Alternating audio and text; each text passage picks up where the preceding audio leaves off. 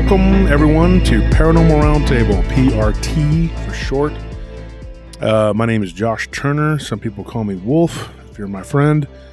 And some people call me other names if they're my enemies. But it doesn't really matter. Call me whatever. I'm your host here tonight. Got a few things that we're going to talk about tonight. But before we get started with that, let me give you the email address. It's joshturner@prtpodcast.com. joshturner@prtpodcast.com. Also, prtpodcast.com is the website. And we have a Patreon now. Patreon.com/PRTpodcast. If you want to become a Patreon member and you join the $20 tier, you will get a nice swag bag with some PRT merch and an autographed book from one of many authors that we promote on the show.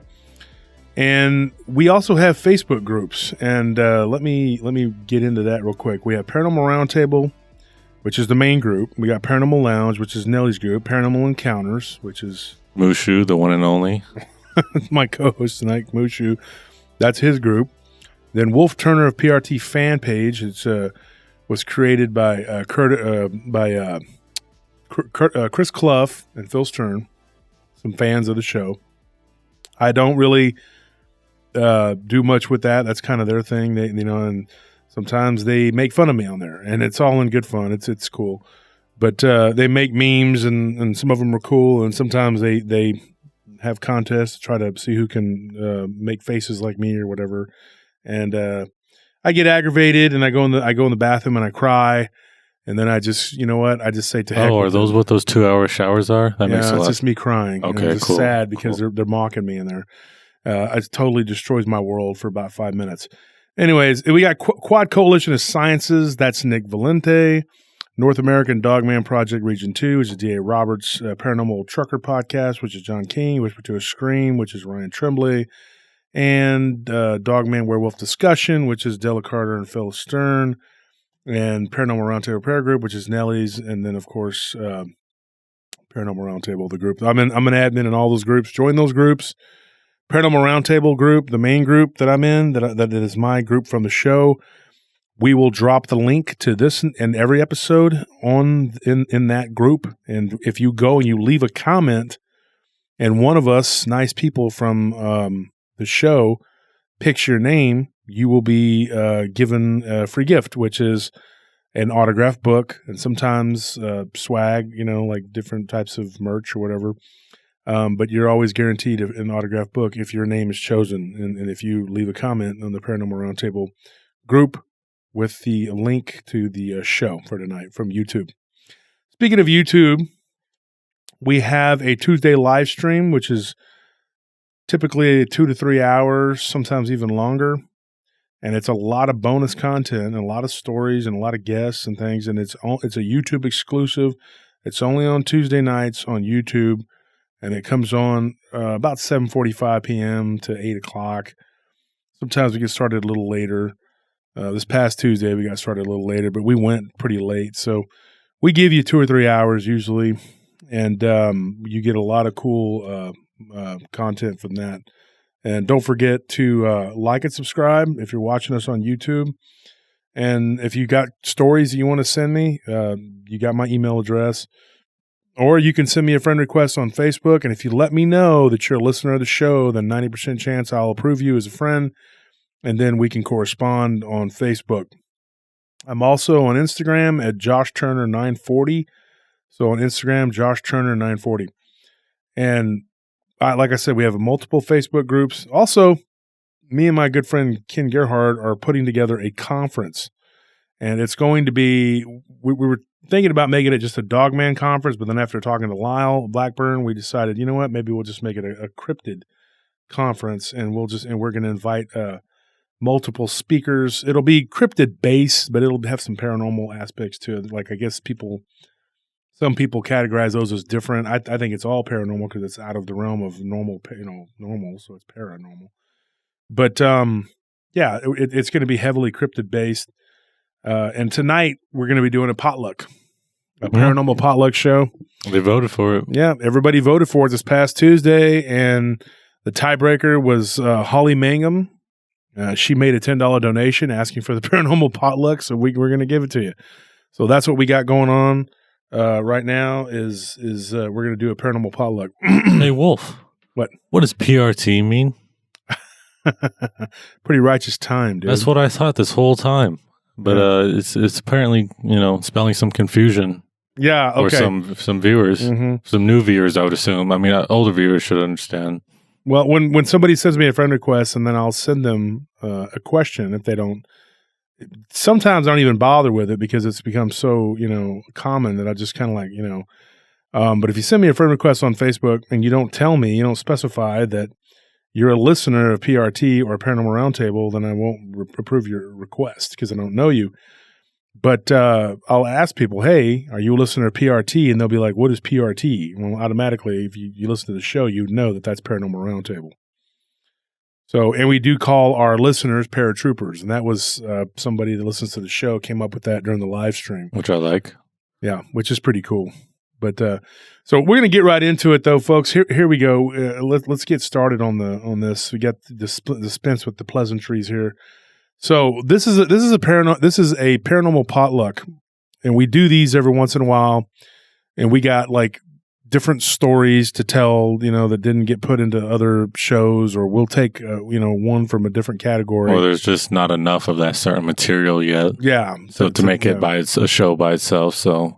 We'll include it with other things to create a big old, potluck, a mash. Yeah, and so it's a monster mash. Wow, that was corny. So what we're going to do right now, we're going to start with a story that should have been told during the either glitches in the Matrix or alternate realities. And this is a story I've had for a while, and it was from a friend of mine way back in the day, and I've known him for a long, long time.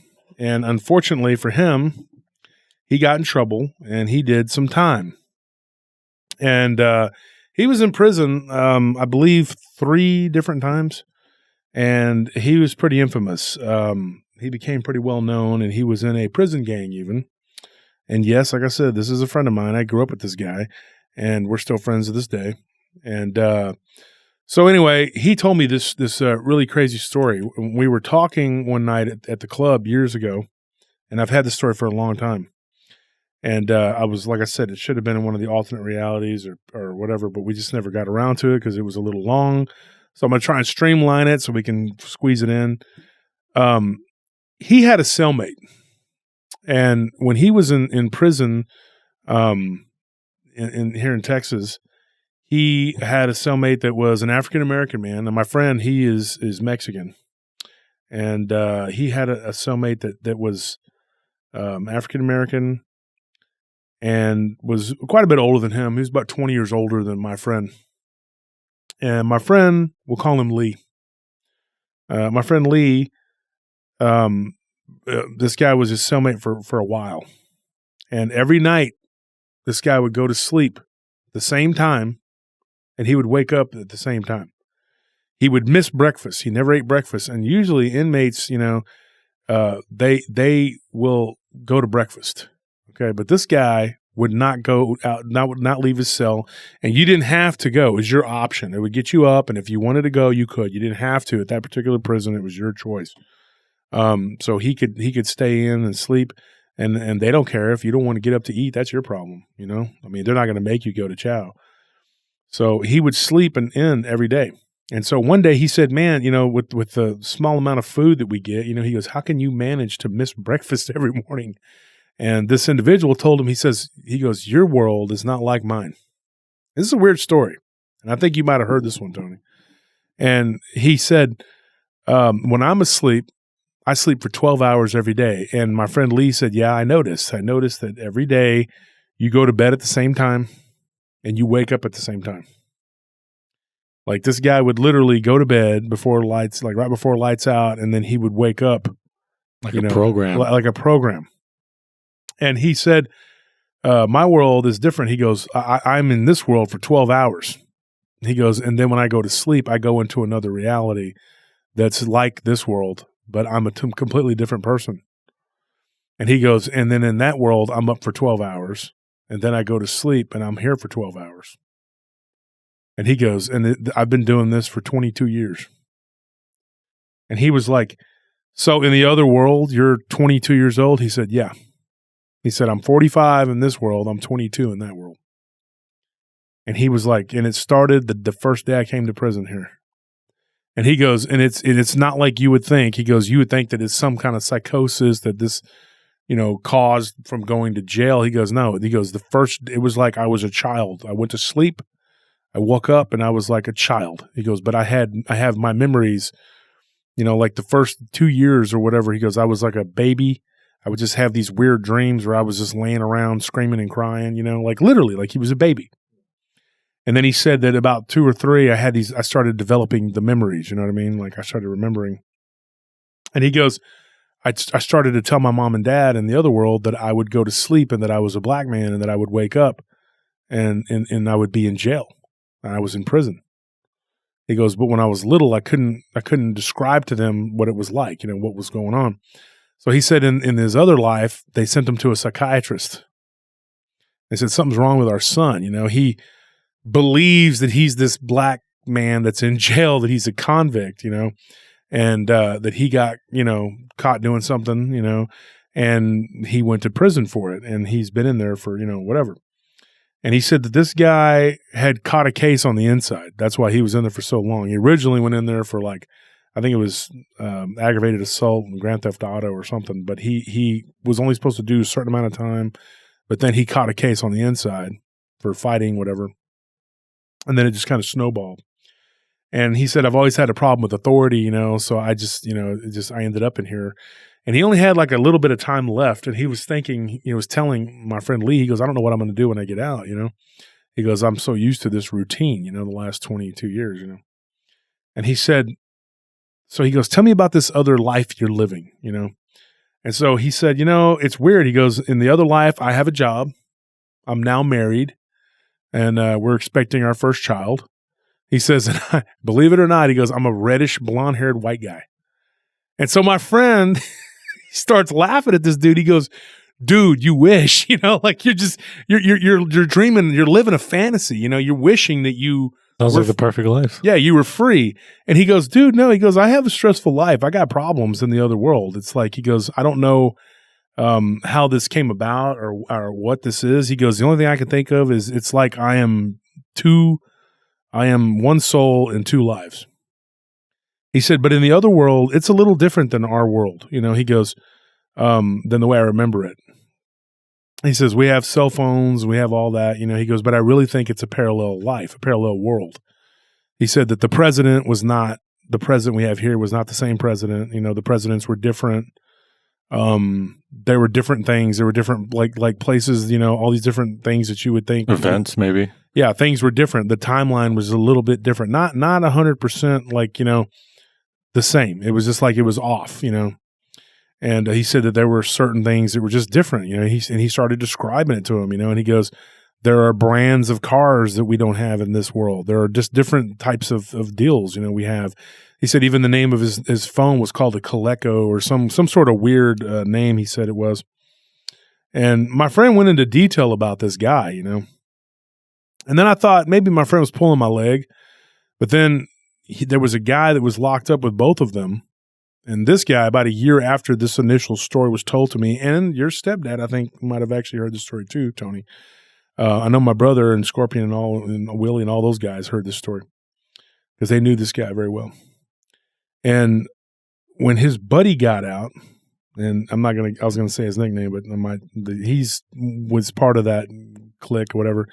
He confirmed about this guy. He said, no, dude, he goes, I've heard this guy's story before. Not all of it, not to the extent that Lee did, because Lee was his cellmate. And he said, but, and it was because they separated them because they were part of a clique, Mm-hmm. So they put Lee with this guy, and so they couldn't be around their people or whatever. The guy was there for 22 years, yeah. I'm sure. So yeah, and he was pretty laid back. He said he was an easy cellmate to get along with, The guy had his little habit. And he said that he never, ever saw this guy once move or get up for those 12 hours that he slept. He's like, he didn't get up to go to the bathroom, nothing. People sometimes will wake up to use the bathroom, nothing. He said in the morning, he would get up like methodically, go to the bathroom, do his business, and then he would start his day. And then he would just do his time, go to sleep, and then for 12 hours he was asleep. And he said he timed it, and it was precise. You know what I mean? Like, it was like he would go to bed. I think he said 9 to 9 or something like that, or 8 to 8. I can't remember exactly. It was years ago when he told me this story, but I still remember most of it. And he told me this. He said that this guy swore up and down that he lived another life, and he was writing this stuff down, like in journals. He had these journals. And once he would fill up 2 or 3 of them, he would send them to his daughter. And it was chronicling and detailing his life, according to my friend. On the other side. And what he was doing in that life. And then he was writing his life down in this world, you know. And so he said that on the other side, he was doing the same thing. He was talking about this other life he had. And he said to this day, he goes, his parents on that other side, they think he's crazy when he starts talking about it. He goes, dude, I'm telling you, I have a routine on that side, just like I do this side. I sleep for 12 hours, you know, and he goes, I'm always awake in the daytime. Like he's not awake at night at all on either side. Like when he wakes up on that side, it's morning. You know what I mean? Like when he goes to bed at night, like, you know, when he first goes to bed, he wakes up in the other world and it's morning. He doesn't have dreams like we do. And he just lives his life, you know, and he's like, I have to go through the same struggles and everything that any normal person would in that other life. He goes, I go to work, you know, said he was working at a call center, and then he worked at a suicide hotline. And he said that he worked as a phone representative. He's working all these different jobs where we talk to people on the phone for an insurance company, which was his current job. And he said that they were expecting their first child. And he said that it's just become a part of his life. Like this is who he is. But he said when he's on the other side, like when he's like whatever, he has memories like of everything that this other life, like as him as the black man, he has all of his memories. And he can recount everything from his childhood when he was a black child growing up in Georgia, which is originally where he's from. And so he said, dude, my parents on the other side think I'm crazy. My friends think I'm crazy. The psychiatrists all told my mom and dad that I had a psychosis. He goes, but that's not what it is. He goes, I'm literally living 2 lives. And he goes, and unless you experience it, there's no way to wrap your mind around it. And so my friend Lee told me, he goes, dude, he's either the best con artist I've ever met in my life, or he's telling the truth. Or maybe he just really believes this stuff, you know, maybe it's just nonsense and he just believes it. But the bottom line is that is what this guy told him. And my friend says to him, who am I to argue about it, you know? And he said that, you know, it's not dreamlike at all. It's like living 2 realities that are exactly like our reality. It's like it's like you go to sleep. The minute you go to sleep, you wake up and you're in another reality, and you're always in that same reality, other reality, and you're just living your life like the whole day and whatever. And then at exactly 9 o'clock or 8 o'clock, whatever it was, he said that he goes to sleep, and then he wakes up and he's in jail. And he said, obviously the bad part of his life is being in jail. Yeah. You know, but he said it's a lot more, less stressful because he's been in there for so long. He's used to the routine. And the psychiatrist that he was sent to diagnose him with this issue, started with a therapist, then it became a psychiatrist. And they diagnosed him with some kind of whatever. And they said that it was a coping mechanism for him being in jail. But he doesn't believe that. He thinks that this is real. This is real. This is what's really happening. And he's living another life. And he also said that he believes in the afterlife. He believes in it sounded like he believed in, like he was religious, you know what I mean? And when my friend Lee pressed him and said, what do you think this is? Like your honest opinion, what do you think that's going on here? He says, it's like a glitch, like a mistake, you know, like I'm not supposed to be doing this. He goes, but then again, maybe it is, I'm supposed to be doing this. You know what I mean? Like, yeah. It's like maybe it could be a chance that he was born too early in his other life, so he's experiencing his reincarnation mid. Well, you as your mom being a Buddhist and you being raised in Buddhism, yeah. Have you ever heard of anything like this? Not specifically like this, where it's, you know, this is like living half lives basically in 2 different worlds. But if I had a guess, you know, put so much emphasis on time, but it's like it's not very important in the sense that we see it. Like a star doesn't care about what our days or hours are. Exactly. So like it's just like our time is just based on human. So that why doesn't the lifespan happen the same way, where they can kind of interlap to where, you know, you're reincarnated a bit too early to where your soul was supposed to leave and go into this other body, but it's still trapped in this one. But then again, it could just be that, you know, some kind of mistake that happened to where his soul just transferred to another world, and he's just been switching back and forth that too. Like it's a lot. Like it's such a weird, unusual case that like it's hard to pinpoint what it could be. What freaks me out about it a bit though is like being like that means that he has no time for his brain to rest. No. Like he had, like, you know, normally when we sleep, we need that time to stop thinking and stop being present. But maybe he doesn't need that. Maybe, but like I know for a fact that he's not getting it like we would. Mm-hmm. You know, that thankfully, like I think it would be harder to cope with if he wasn't in prison. Yeah. If you had to deal with two lives like entirely, like having to live like that, I think that would be a much harder to handle. Difficult. Yeah, harder to handle and harder to cope with, and would probably drive him to insanity. Well, my friend Lee told me that he was the most calm and laid-back person, never had any problems with anybody, was real even-keeled, was easy to get along with, was read a lot. He was always reading. And he would read things that I guess would help him in his other life and his other job. I was just thinking, like, weird, like how do you do that, you know? Being a 3-year-old with a 20-year-old's mind, mm-hmm. and living your life with basically 20 years of knowledge. Mm-hmm. That's crazy. And then babbling to your parents about the crime you committed and then how you're serving time. Yeah, Can you imagine? Yeah. That's so weird, dude. Going through school and be like, this kid's a genius. He's like, no, it's 1 plus 1. I've been doing this for 20 years. Well, yeah, and he said that he could read and write real early, you know, like he was like 3 or something, you know, in the other side. And my friend really believed, and my friend was not like a spooky, like paranormal guy. Yeah. You know, and I mean, so it's just a weird thing. I mean, he told all of us this story. I mean, he lives with the guy, you know, doing his routine for who knows how long, but he was his cellmate for a while. Mm-hmm. And, you know, I think seeing the guy do it for 22 years, people realize, like, hey, like that's a little weird that he's able to just be on the clock like that. Well, and so from the jail, the prison cell in Texas, we're gonna travel to to Montana.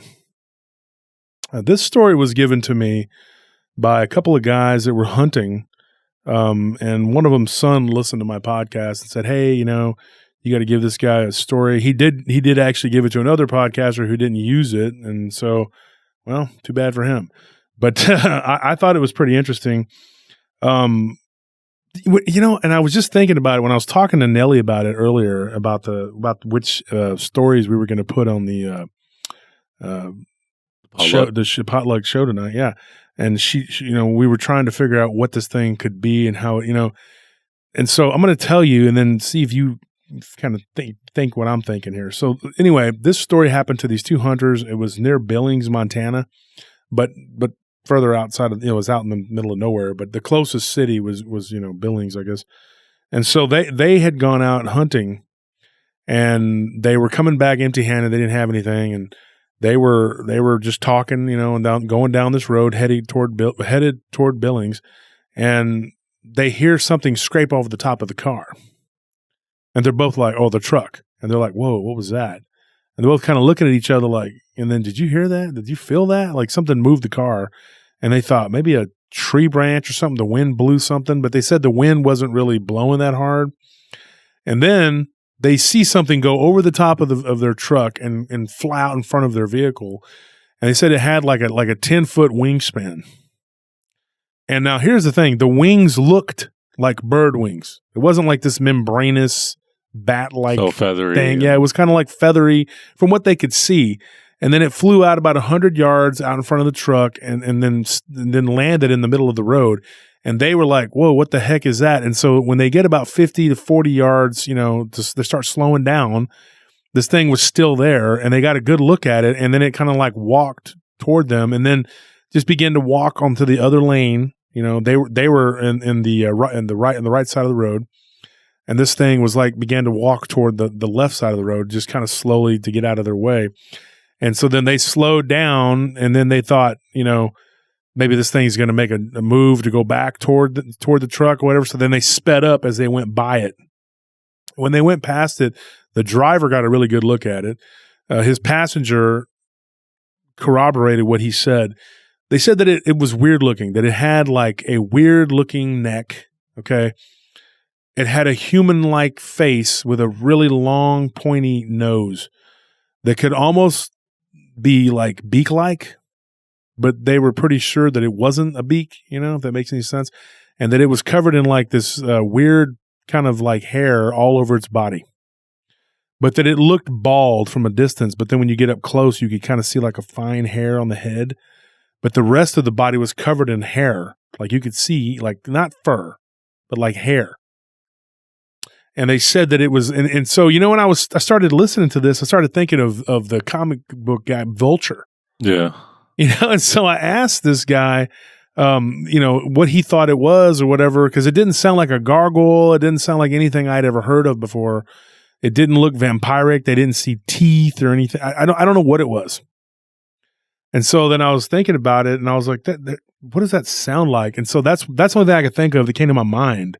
You know how Vulture looks in the Spider-Man comics or whatever? Yeah. I mean, that sounds kind of, but he's not, just the bald part, I guess, and then the wings. Yeah. Harpy, maybe? Yeah, like a male harpy, though, because he said it looked very masculine. Yeah, I mean, that's what I was, like a male harpy, because, like, you know. Mm. Yeah, and I was like, when they were, I was stumped, you know, they asked me if I'd heard anything like this, so I just kind of filed it away. I was going to do another flying humanoids one day. And so I just kind of had it sitting there, and I was waiting for several months to try to see if I could, you know how I categorize things. Yeah. And I was trying to figure out if I could get another story to you know, put together with this one, and I just don't. I don't have anything that's like that. It's weird. You don't hear about male bird people. Harpies, sirens. No. I mean, they're always female, right? They're always female. That's why it's like, that's what kind of threw me off, because when you said male, because I was like, well... Like this, because the first thing I think of when I think bird, you know, humanoid is harpy. Mm-hmm. But that's always usually female. Well, and I asked, you know, one of the guys. I said the second guy I talked to, I said, because the first guy said he didn't really notice. He was just staring at the face, and they didn't report any like glowing eyes or anything like that. The other guy said that the chest looked big, but it was like but it was more like a masculine build, you know. But the arms didn't look like they were in proportion to the chest, and so I thought maybe that would be feminine. I don't know, but anyway, this thing wasn't like just gonna just take off, and that was the end of it. It shot up into the air, and then it like went back over the top of their vehicle again and kind of strafed it. You know, like went over, and they said that they heard it like kind of scrape the top. And then they saw it kind of swoop off to the passenger side, and he saw it fly off into the distance, and they thought, well, that's it, you know? And so they sped up to try to get to town, and at that point, they're only a few miles out, and then the thing went back over in front of their vehicle, like really fast, and then that was it. They didn't see it again. They got out, and he said that there were some like minor scratches on the top, but you couldn't distinguish that if it was done by a tree branch or anything. It just looked like little scratches.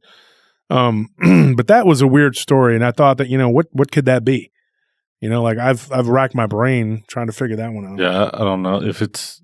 What bothers me is also hair specifically being covered, because not so much that I would expect fur, but I would expect feathers to be covered on the entire body. For it to be an entirely hair covered creature makes me hair like with human like hair, that coarse kind of, you know. Yeah. Yeah, I understand. Like, I understand exactly what you mean. Well, they didn't say coarse, but I mean... Well, I just mean, like, when you feel human hair, it's like, fur is very soft, very, like, you know... Yeah, it's a different type of... It's a different type of... They said it was human-like hair, but that the head had, like, a really, like, light, like, you know, you could barely tell that there was... Like a 5 o'clock shadow on like, if head. it was a baby bird... Yeah. Like, that's how... Okay. You know, because I asked them, I said, like... And they said, yeah, like, maybe like a baby bird, how it's first born, you know, and it's got this weird-looking, you know... A vulture, maybe? Like a vulture hybrid? Yeah, but variant? Like human looking? Variant? That maybe? Tall with 10-foot wingspan? No, I'm not saying it's a vulture. I'm saying, like, you know, if a vulture human mix type, Well, 'Cause vultures then I are thought about that bald. too, like a chimeric type Yeah, creature that exactly. the government could have been. That was And I'm just not about saying it. the government did, but I'm saying maybe they did. I was just about to point that out. Maybe it was a government kind of mix between a vulture and a human, because vultures are normally bald like that because they stick their head, and they're scavengers, so they stick their head into corpses. So they don't want that guts and stuff getting on their feathers. Mm-hmm. So their heads are normally bald because of that. But I It's don't know. weird. Yeah. Well, maybe it was a carrion eater too. I don't know. Maybe it was circling them, see if they're dead. See there. They came back later. Oh, dead now? Oh my gosh. I don't know, man. It's such a strange encounter, and like I said, you can break it down, and but, I mean, There's also that lack of fear of humans right there. mhm. The The fact that it just landed on the other side of the truck, but there was nobody else around, well, there's still a truck that led them, you know? and it did touch the top of the truck. Yeah. Like it was Mhm. obviously aware of it, but it Mhm. also wasn't like wary of It wasn't it. attacking it, but it wasn't not Wary of it attacking it though. either. Yeah. So I don't know. It was like it was just another creature that it was just like, you know, just flying around instead of being But it's weird seeing that it as a threat. it had hair, but then it had feathered wings. It's like a weird mix of Human and bird. yeah. Mixed. It's like I it's I don't know. don't know. I don't And know. I don't know It's how such a hair weird- would help with flying too. Well, maybe it didn't. Maybe it was just a side effect or a growth or something. I don't know. It's, I mean, how do we know how it was made? Or Yeah. Well, I think because like birds' feathers are hollow, so that helps them keep their weight. Mhm. So I wonder how strong its wings are that it has to carry hair, a human hair as well, because it weighs quite a bit. I mean, whenever you have long hair and you get a haircut, it feels like 10 pounds is off your head all of a sudden. Yeah. Well, anyway, from that story, we're going to go on to another one. This one happened in Kansas, and this is a weird story. This guy told me this story happened to him. He said it was like, I think in the mid 90s. And he said that this happened in Kansas, out in the middle of nowhere. And he said he was near, oh my gosh, trying to remember the name of the city. Anyway, he was headed to Topeka, Kansas. And that's where he was headed. But he said that there was a tornado warning that was going on. And the wind started blowing really bad. And, he said that it was raining really bad, really heavy. And then it stopped. And so he pulled off to the side of the road, and he said what should have been 6 o'clock in the evening. He said around that time it was getting dark around 7, and he said that it should have still been daylight, and it was dark, like it was nighttime already. And he said there should have still been another hour and a half of daylight. So that's how bad it was. And he was terrified, and he thought, you know what, I'm going to die out here. I'm in the middle of nowhere. And he pulls over off to the side of the road, and he's sitting in his truck, and he's like just thinking, my truck, he said it felt like my truck was lifting up on one end. And he said the next thing you know, he's like, I'm down and I'm praying. I'm like, I don't know what I'm going to do. I think I'm going to die, And this guy he just looks over and he sees this guy in his passenger rearview mirror, the passenger mirror, running up to his vehicle. And he's like, he's a blonde-haired guy with kind of shoulder-length hair, average build. And the guy's like kind of waving at him or whatever. And he's got like a brownish jacket on or whatever, a beige brownish jacket, he said. And jeans, just looked like a normal guy, but he was soaking wet. And he said the guy opened the door to his truck and jumped in, and he goes, man, he's like, am I glad to see you? He goes, let's go, just keep driving. And he goes, what do you mean? He goes, there's supposed to be a tornado coming up here, and it's a tornado warning. And one of them, I guess, had touched down, like a little further up. And he goes, I'm going to be honest with you. He goes, if you don't drive forward out of this spot you're at, he goes, you're going to die. And he goes, how do you know that? He goes, just trust me. He's like, he looks around and he goes, where did you come from? And he goes, don't worry about it. Just go. And at this point, he thought maybe this guy was some kind of psycho, or something. And he looks, he doesn't see a vehicle. There's nothing. This guy there's just some blonde-haired guy walking down the road. Yeah, just ran up in the road and jumped in the vehicle with him. And he said, just trust me in this.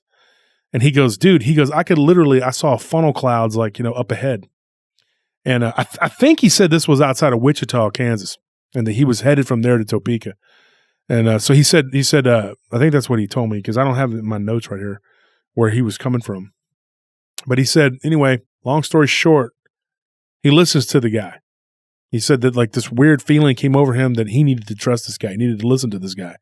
This guy, he don't know him from Adam. He just jumped in his truck in the middle of a freaking storm where there's tornadoes landing, touching down, soaking wet. And so he just takes off driving in the direction, of the next town over, which I can't remember what town he said it was. It was just a little spot, Probably scared out of his mind. Yeah, and he said he was so terrified. He goes, and I look over to my left and I see what looks like a part of a funnel cloud like coming down like it's going to land, And the guy said, "Don't worry about that. Don't look at that. Just keep going straight. Just keep going." And he goes, okay. He goes, and then for a second, he goes, I started to close my eyes and I felt kind of dizzy. And this guy touched me with his left hand and put it on my right shoulder. And he goes, and immediately like that anxiety went away. The feeling went away. The feeling in my chest went away. Now I was going to save this story for the ones about people being saved and stuff. But that's a guardian angel type story. Yeah. But that's what I think this was. Oh yeah.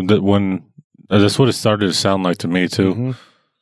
So he kept driving, and they get to this the Quick Mart or whatever it was, a store, and he pulls in, and the guy says, "Okay, stay right here. You'll be fine."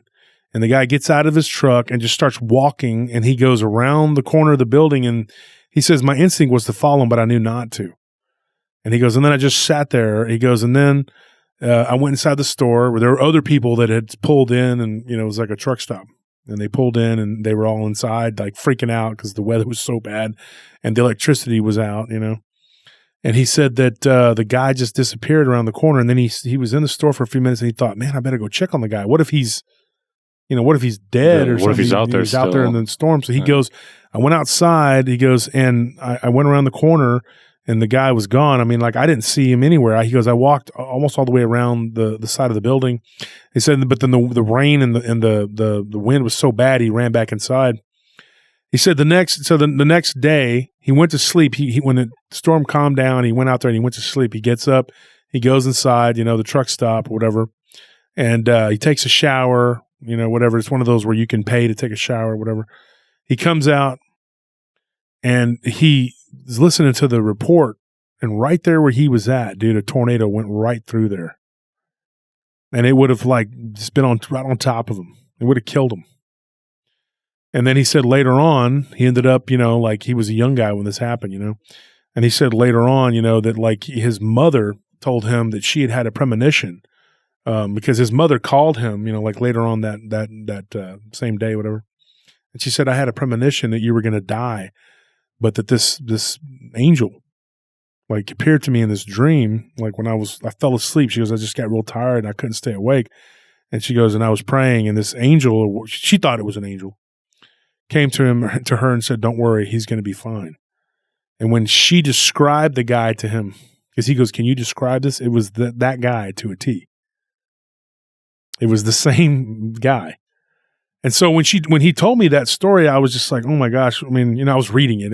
I didn't, but I mean, it was just like when we corresponded, I was like, dude, that's crazy.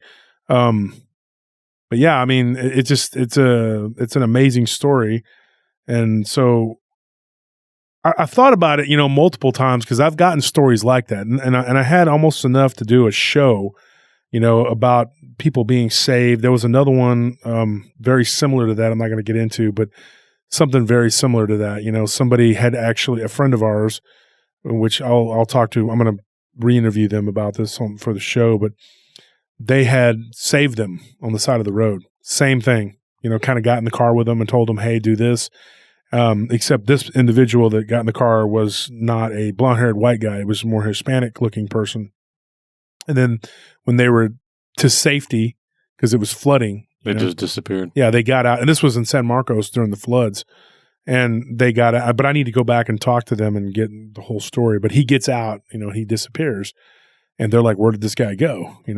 But same thing. If they'd have stayed put, they would have ended up washed away in the flood. And they were making a mistake. And this guy was like, don't do this.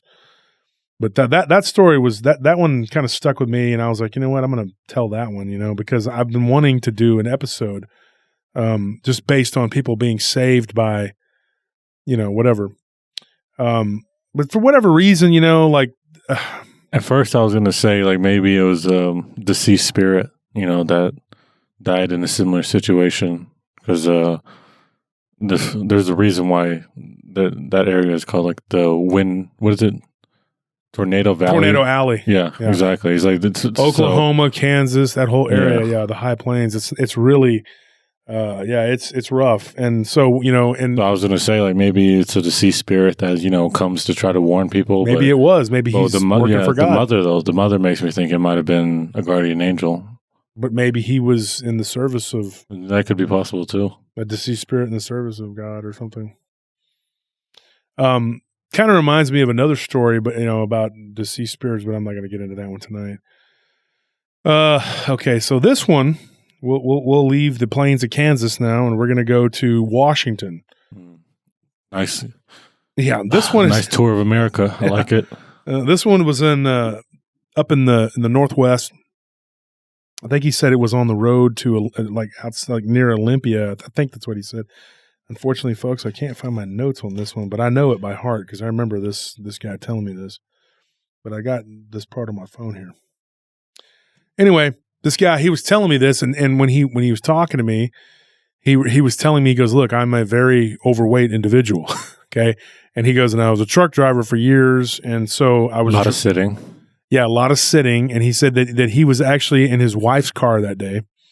And he was coming back. He had dropped his truck off, because it wasn't his truck. And he had finished his run. And he had gotten in his wife's car. And he said he was driving. And this happened in like the early 2000s. He said he was driving going up to, I think said he was near Olympia. But he pulled off on the side of the road near a rest stop. And he said that when he was there, like it was this little spot where you could pull in and sleep or whatever. And he said, I was just so tired. He goes, when I was there, I just thought maybe I shouldn't sleep here. Maybe I shouldn't stop here. Like something told him this is not a good idea. Like maybe I shouldn't be, taking a nap here. He goes, but I was so tired. I just, I went against my gut feeling and my reasoning. But I didn't roll the windows down, and he goes, it is Washington and it did start raining. And he said it was in the late spring. And so there was a rain, and it was like a light mist, whatever. And he said he woke up just with a start. He goes, I felt something bump the car. He goes, and I see this thing, and he goes, and I don't know what it is at this point. I just see this thing go by my driver's side window, and it went down into the ground or something, like by the wheel well of the front driver's side, tire. And he looks over and he goes, did I just see that? Or was I imagining that? And he goes, I sat up, and he goes, my instinct was to, just start the car and take off. He goes, and there again, I didn't do it. He goes, and then I said, you know what? I'm going to open the door and look to see what it is. And he goes, just then I heard a clang, and I look over, and you know how they have those trash cans at those roadside stops, whatever. He said that there was this thing looking inside the trash can, and he goes, and I'm staring at it, and I'm trying to adjust my eyes to it. I put my glasses on, I'm staring at this thing, and I'm getting ready to put my flashlight on it, and then I thought, oh no, I better not, because this thing was like orangey. He said it was a reddish brown color, almost rusty color. And he said that it was like almost like a weird, like when his headlights illuminated it later on, he said it looked almost orangey. And he said, I was staring at it, and I thought, what the heck am I looking at? And he saw this hair coming down off of the arms. And he said that it looked ape-like. And he said that it turned, and when it looked at me, he goes, and I looked at its face, and I thought, this isn't an ape. This isn't a man. I don't know what this is. He goes, I don't know what I was looking at. And he said, just then I felt the car get bumped again, and I forgot that there was something else that had ran by my driver's side. He goes, and then I look in the rearview mirror, and I see another thing walking behind my vehicle. That one was more brown, more of a rusty color. And he said I could see it, in the light of the light of the moon. I could see like this, that was a weird color, And he said that these he couldn't get a real good look at what their colors were until later on, But he goes, I could kind of make out what, and so he goes, they weren't just shadows, I wasn't just seeing things. It wasn't black. They were like a brownish color, and it was a full moon. And he said that he turned around and he looked, and one of them was standing there in front of his vehicle for just a second. Then it went and kind of disappeared into the darkness. And he said it looked a lot smaller than the other two. The one that was in the back looked like the biggest one.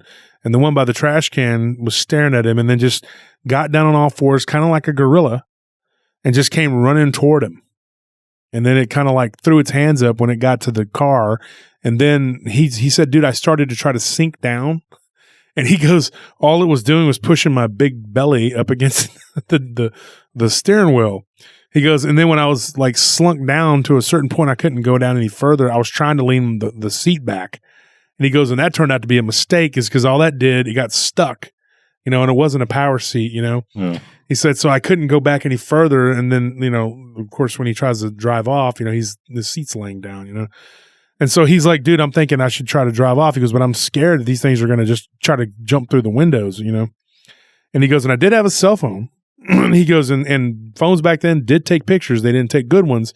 He goes, so I thought maybe if I lifted my phone up, and then he thought if I snap a picture and it does anything, that maybe it would, they would see the light from the phone and they would freak out and try to come at him. And he was scared to turn on the vehicle. So he goes, I just sat there frozen in fear. I didn't know what I was going to do. He said, I felt so scared that I thought my eyes were going to pop out of my head. He's like, I was completely terrified.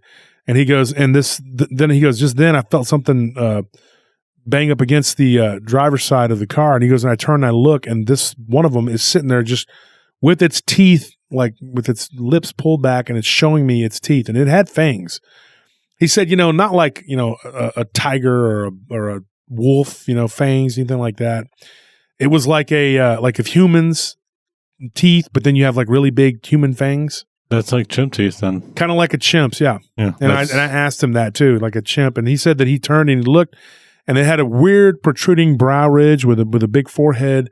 And he said that it looked just like if you took a man and mixed it with like a gorilla and an orangutan and just threw them all together in a blender.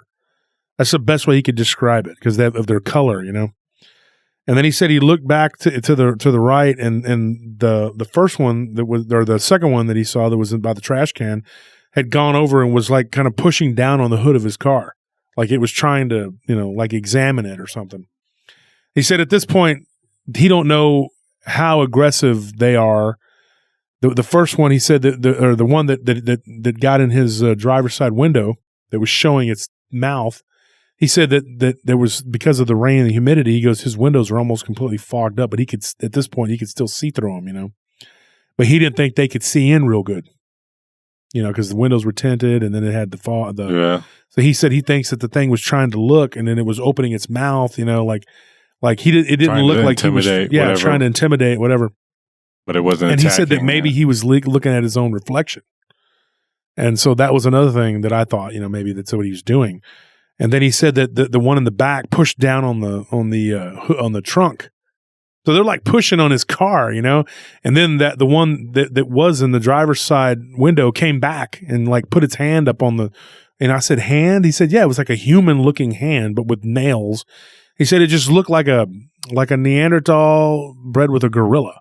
Like, there's no way to describe it. Like a really furry, reddish haired creature, And he said, finally, he goes, I leaned forward to try to look to see where the first one went, because it disappeared, because it like kind of ducked down. And he goes, and my stomach pushed onto on the steering wheel, and it made the horn go off.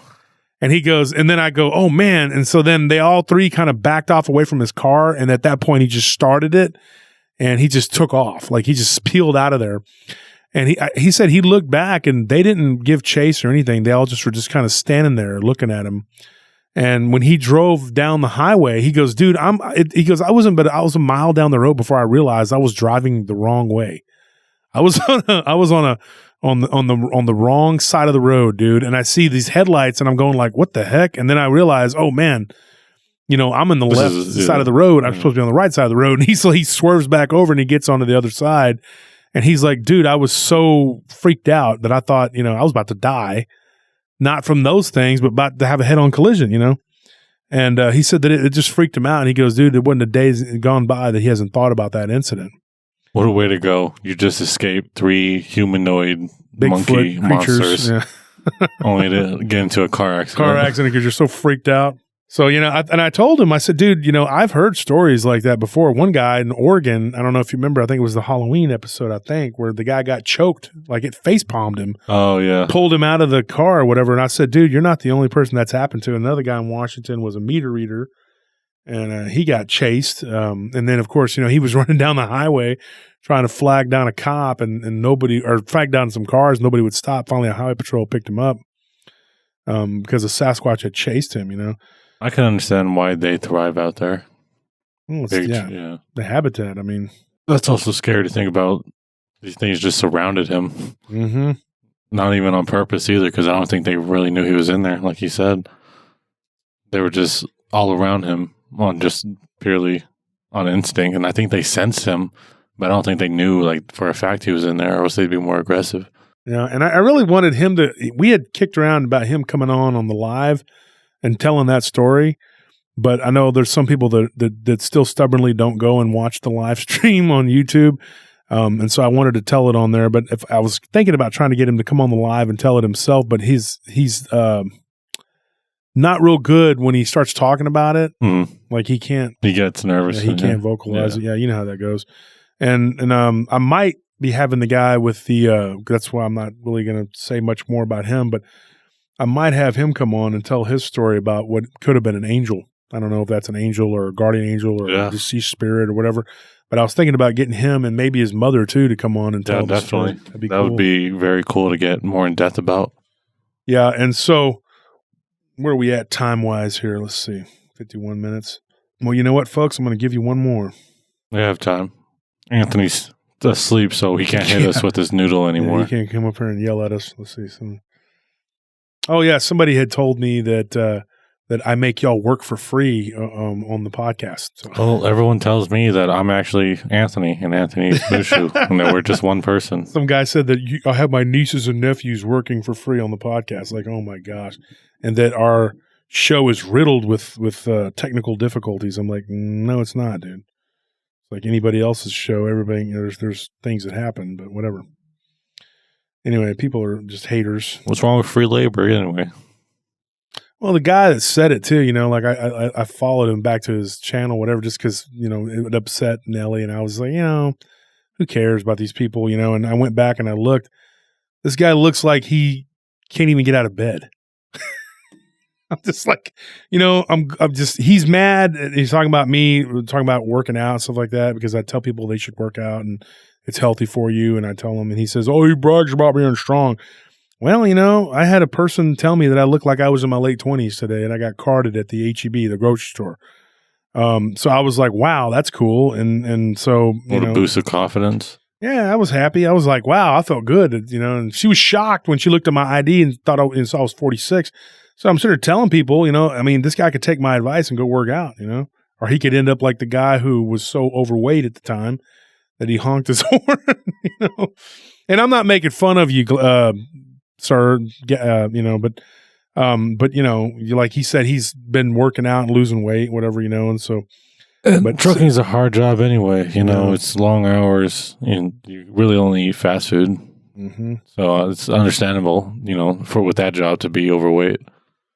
Yeah. So I'm going to give you another one here, but I'm trying to decide which one. Here's one. I'll go with this one. And this one's pretty good. I mean, I don't know. This is crazy. This happened down in South Texas. And this guy's friends had just bought, they had a piece of property that they had just purchased, and they built a house on it. This was about 10 years ago. And this couple had this was the first time going to their new house after it had just been built. And they had lived together. Not together, but they were college roommates or whatever at one point, and this guy had just moved down there to where they were at on his advice. He said, dude, land's cheaper down here. You can build a house down here for cheaper, which it was at the time. And he said, come down here, whatever. So he did. He got him a job working, in the same place.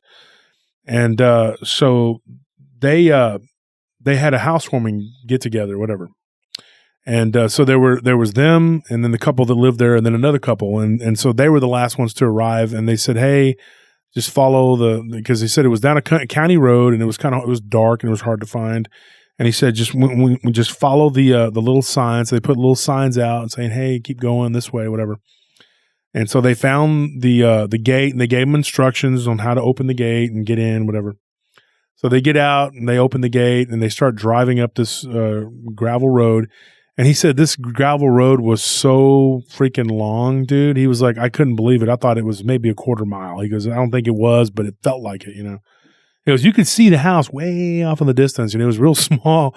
And he goes, it was up on a hill, you know. And it was like those cartoons that like you keep going towards it, and eventually it comes closer, and then you look again, and it's farther away.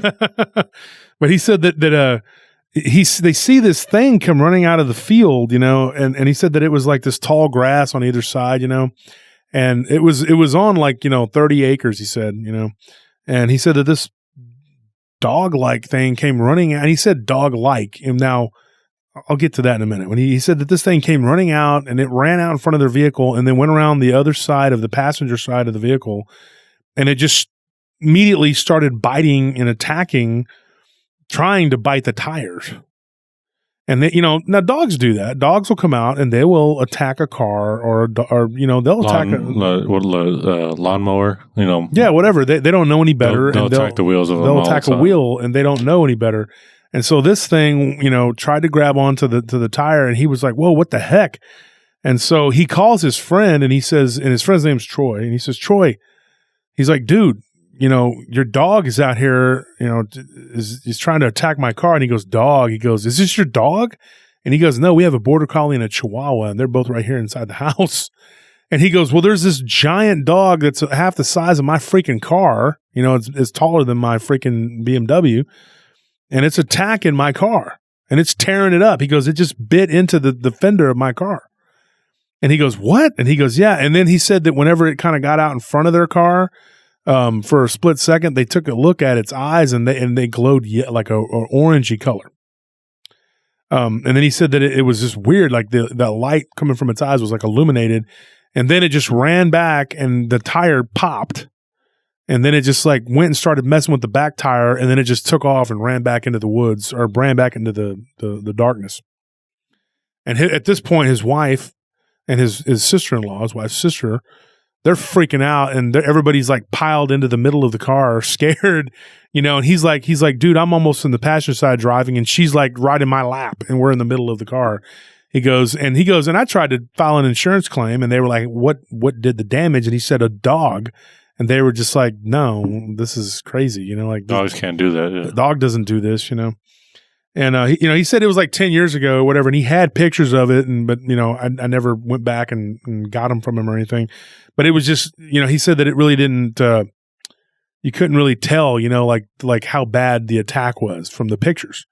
It was just like it had bitten into it, and it had torn up a steel belted tire. And he said that when he started looking for a description of the dog, the closest thing he could come to was an Irish wolfhound. Like an Irish wolfhound, these big old, you know, like weird looking dogs. If you look them up, like anything with wolf in its name, you can is pretty big and pretty scary looking. He said it looked dirty too, like all just raggedy looking, and like he's sick or like dirty. No, just dirty, you know. Oh. And then he told me that it made his car smell like garbage, you know, like for like 2 weeks his car. He had to take it and get it detailed. He had to get it washed, and the smell didn't really go away. It just kind of lingered. And he said it smelled like garbage, but in particular like rotten eggs, like sulfur. Now, if you know anything about the legends of black dogs or old Shuck, you know, you'll know. Yeah, the sulfur. Yeah. And so he said that nothing happened to his friends, as they never saw that dog. As far as he knows, they lived there for several years, and then they sold it. They never saw anything like that. But he did say that a buddy, a mutual friend of theirs, was driving out to their property one day, and he saw this weird looking, what he thought was a guy standing on the side of the road, and then it got down on all fours and ran across the road. And he said that it looked almost like the werewolf from Harry Potter. I'm not a big Harry Potter fan, yeah, so I'm not sure. I don't, you know, I remember I've seen that one episode, I think, one time or something.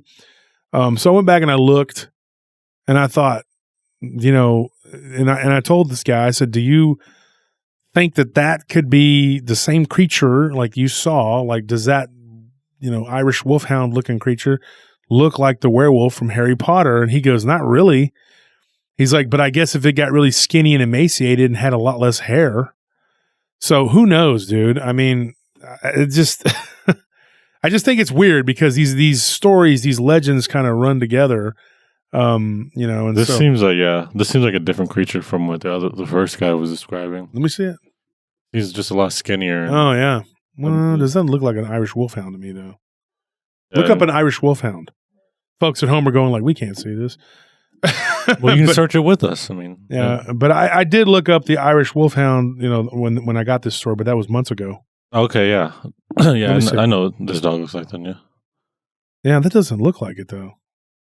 But what if that dog, what if that's its final form or something and that was I don't know. That's weird. I'm just thinking, who knows? But they said it was black. Both things were black. Yeah. But that was the only thing that ever happened was, and his friends and his family, they had 2 kids there, never saw anything. It was just that one freak incident where this big dog charged their car. And then, a couple years later, a mutual friend of theirs was going out there, I think it was for the baby shower. And then this thing ran out in front of their car and him and his girlfriend saw it. Yeah, but it didn't attack his car. It didn't attack him or do anything. It just ran across the road. Now, would be a coincidence that it would be but I don't think that's what it was. I don't know. It's just a weird thing. It could be a hotspot of activity kind of area, where things just pass through. There you go. That's another. You might just see something every once in a while, but it's just different creatures just going through instead of staying and residing in that area. For instance, let's say there's a pack of Bigfoot that control that area, and you're trying to just get through real quick because you don't want to run into them. But who knows? That is definitely interesting to think about, though. Yeah, it is weird. Because it's the dog-like behavior that it displayed kind of makes me laugh. Yeah. Going actively for tires is something I remember my dogs used to do. So yeah, my friend Keith's dog Bingo used to do that until it latched on one day to my dad's truck tire and went bloop, bloop, bloop, bloop. And it didn't kill him, but he learned his lesson after he got slammed on the gravel a couple times from grabbing hold of the tire. He had a blue heeler. Well, anyway, folks, that's all the time we have for tonight, and we hope you enjoyed the Paranormal Potluck. And I put together some stories that I thought you would enjoy, and yeah, so. Well, from 2 experts, we want to say thank you for listening. And next, tune in next week where me and Tony actually did the Hernandez Ranch. It'll be next Friday for the next 2 Fridays, and it was me and Tony on that. So. Yep, good episode, I think. It's definitely one of my enjoyable ones. Yep, and so for everybody here at Paranormal Round Table, Wolf and Mushu, good night. Good night.